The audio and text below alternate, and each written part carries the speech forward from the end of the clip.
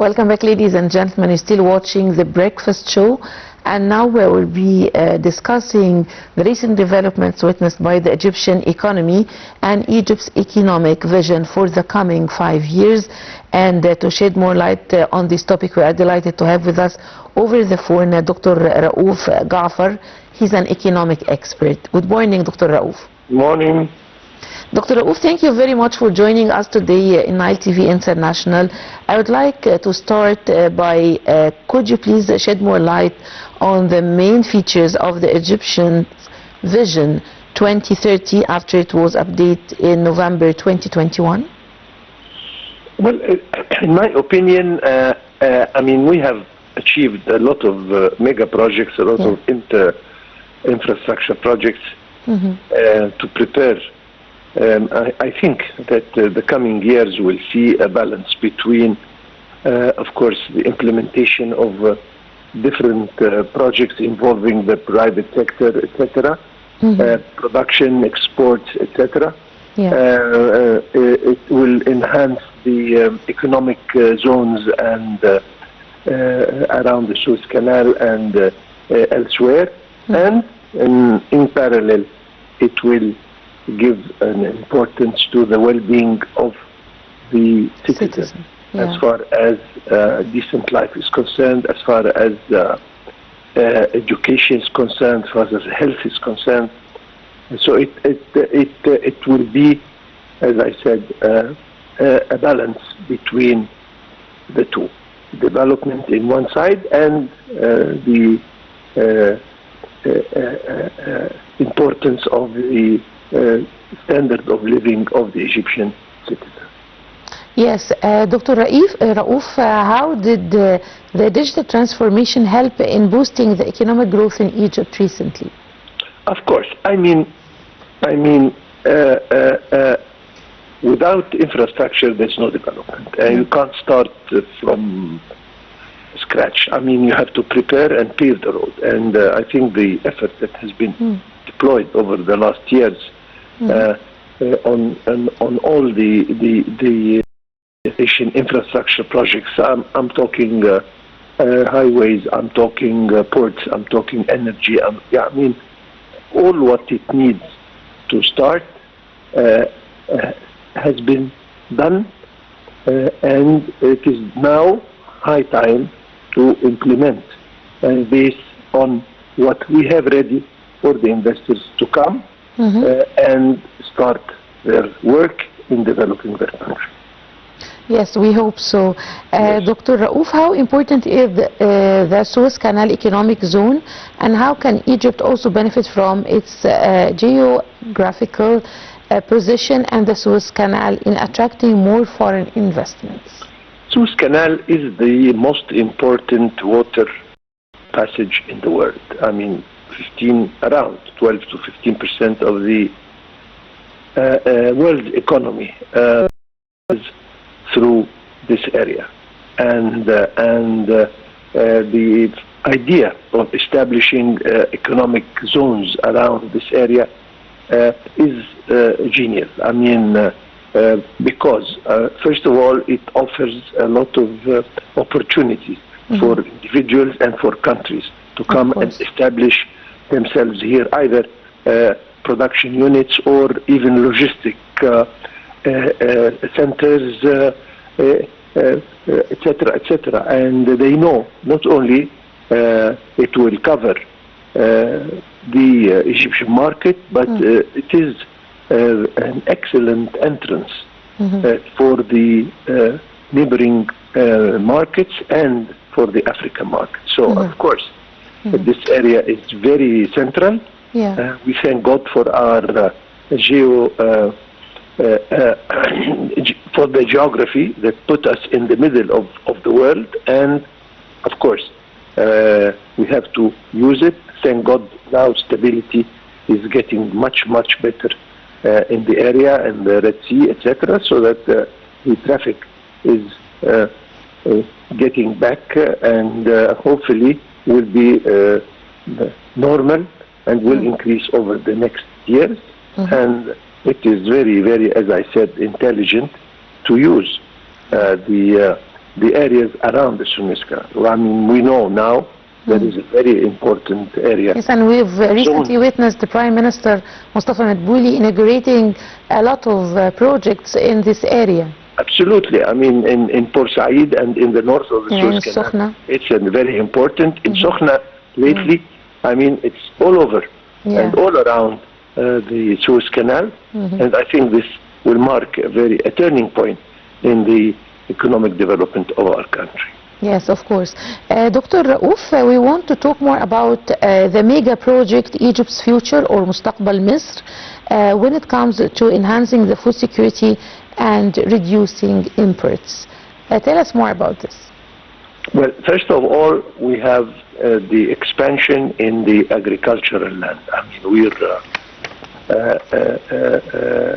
giving this a very important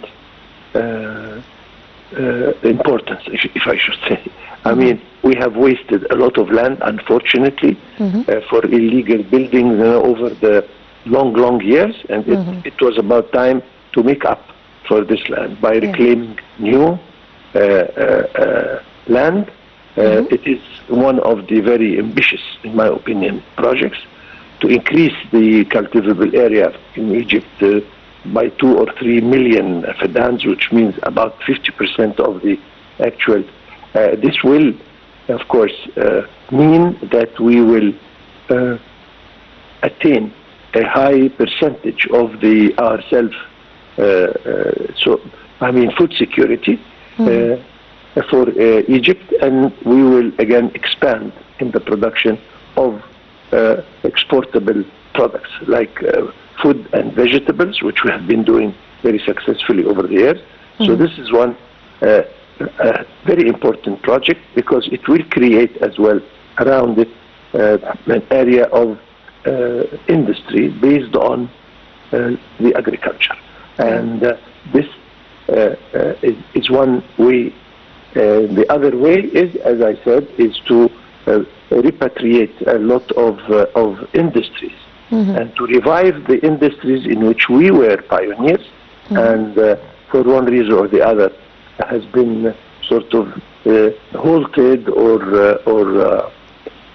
forgotten, if I may say. So if we and we are starting now, like the spinning and weaving, again based on agricultural products anyway, and making Egypt a hub for maybe automotive industry, which is again one of the areas the government is giving a very big importance. Yeah. Dr. Raouf, what are the main reasons behind the boom witnessed by Egyptian economy in the past few years?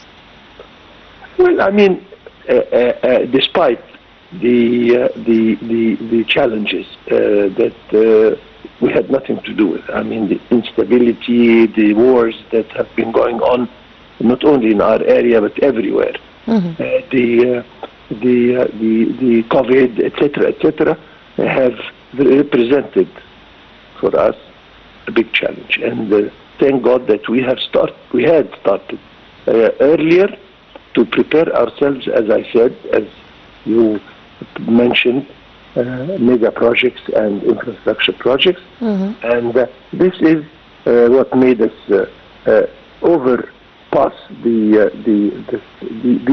challenges. And now I think it is high time that we start at a higher pace and start implementing what we prepared for the last year. Yes. Dr. Raouf, could you please shed more light on the role of economic reform and its effect on growth and also the flow of investments? As I mentioned earlier, the Egyptian government has done a huge effort in infrastructure projects, in mega projects. First of all, it employs a lot of people. With a country with a population like ours, we have to employ more and more people. So, of course, the infrastructure projects, the mega projects, have served in this area. Again, we have focused on what the need, on what the investors need, and now we have our ports are ready, our The highways are ready. Transportation have even gone a little bit further. Yeah. And we have signed some free trade agreement with some of the African countries to ensure the fluent traffic of goods between Egypt and other countries. I mean, we have done a big effort, and now we have changed a little bit in the legislation to simplify and make it easy for investors to come in. And so we are offering a very healthy environment for the investors to come. And this is the only way. I mean, the government has done its job preparing the country for this. Now we have seen, of course, investments, direct foreign investments coming in, and this is what we're counting on. As long as we are ready, so we are inviting countries and investors to come in and start. Yes, Dr. Raouf, as you mentioned, the flow of investments lately in Egypt. Tell us more about the expectations for the investments in the coming few years. An investor is coming to make money. I mean, first of all, he has to make something he knows. Number two, he is coming to make money. So if you prepare everything for him and you make life easy for him to come and invest and make money, he is sure to come. So this is what we did. We expect more and more incoming, especially that the area, as far as security and stability, is getting better every day now. So this again will encourage investors to come. And as you mentioned, our location, as far as geography is concerned, gives us a big edge and advantage to serve not only Egypt or the neighboring countries, but all the area around us, Middle East and Africa. And this again, it's a big edge for the investors to come. Yeah. Also, how vital are the infrastructure projects when it comes to boosting the economy and attracting more investments? I said this is a must. I cannot come as an investor to start in scratch. I mean, I personally, as an investor, cannot build an electrical power station, for instance. I cannot build a highway. I cannot build a port. But this is the role of the government, which they did very successfully. And as long as these pillars are there, then I, as an investor, can easily come. All I need is some facilities, some legislation that can make my work easy and fast. And this has been going on. I'm sure it will continue. And again, it will create the atmosphere, perfect atmosphere for investors to come. And mind you, the private sector is the major player here, because as mentioned by the president, by the government, and I mean, we have done our job, and now it is all depending on the private sector to lead and to represent at least 60, 70, 80% of the development of his country. Yeah. Dr. Raouf, we want to talk more about youth and their role in boosting the economy. Egypt is well known that it has a lot of youth. Tell us more about Absolutely. It. I mean, 60%, maybe more, of our population is young people. Yeah. And it's enough to form them, to prepare them. And I think have to be involved. Yeah. Absolutely. I mean, politically, I see that a lot of young people are now involved in politics, and we have seen a lot of parliament members, age-wise, very, very young. Yeah. And this is very important because not only they are active, etc., but they represent the future. Mm-hmm. I mean, they will be leading this country in 10, 15, 20 years. So they have to be involved from today. Yeah. As far as employment is concerned, offering them jobs, training them, forming them in schools and institutions, whatever, it is happening now, and so that they can serve as labor in the development of their country, of course. Mm-hmm.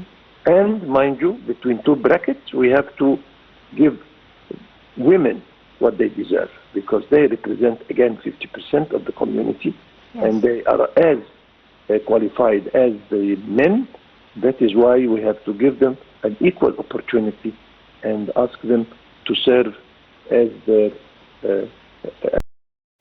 in the development. Yes, of course, Dr. Raouf Ghafaar, the economic expert. Thank you very much for joining us today, Dr. Raouf, in Nile TV International.